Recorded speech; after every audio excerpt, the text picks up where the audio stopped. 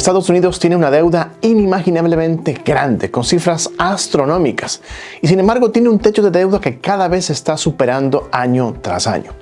Actualmente, el nuevo Congreso está amenazando con permitir que haya un cierre de gobierno para que se negocien ciertas cosas y que no se suba el techo de la deuda. ¿Qué pasa si es que no se sube el techo de la deuda? Estados Unidos podría entrar en un default, es decir, no podría pagar sus deudas. ¿Cuáles serían las repercusiones? Pues tendríamos problemas a nivel global. Y esto lo veremos el día de hoy.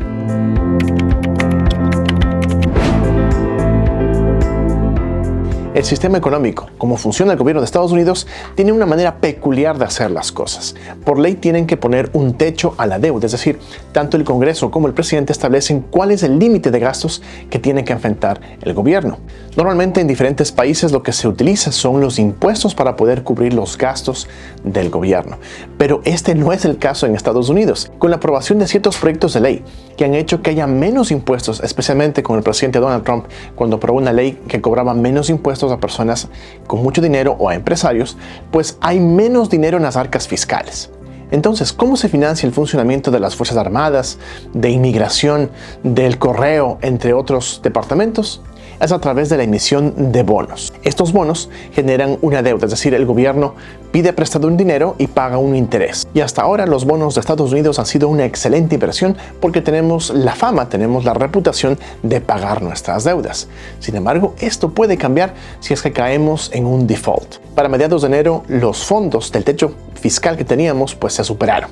Sin embargo, el Departamento del Tesoro puede mover ciertos recursos de diferentes lugares para que el gobierno siga funcionando, pero esta práctica únicamente puede implementarse hasta el 19 de junio. Ahí es cuando el Congreso tiene que aprobar subir el techo de la deuda. ¿Cuánto es la deuda que tenemos actualmente?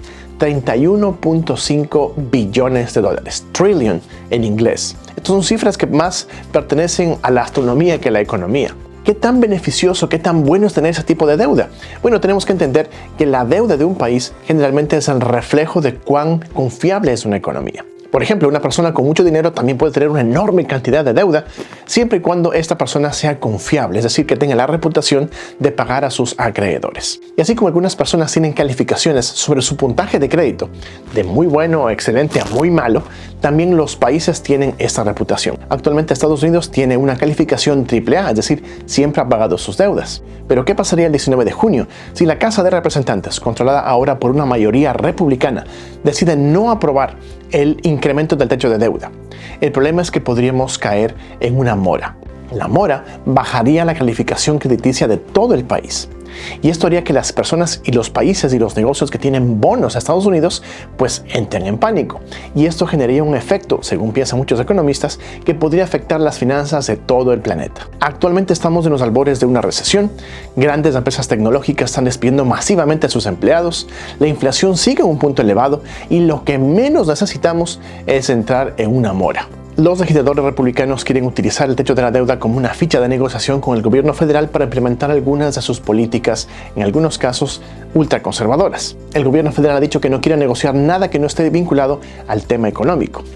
Lo cierto es que en las próximas semanas tienen que ponerse de acuerdo, tienen que negociar tanto el Ejecutivo como el Congreso para que no entremos en una mora y provoquemos un problema económico global. ¿Y tú qué piensas?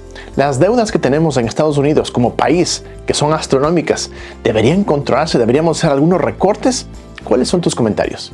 Si te pareció interesante este video, les pedimos que le des un me gusta y también te invitamos a que te suscribas a nuestro canal.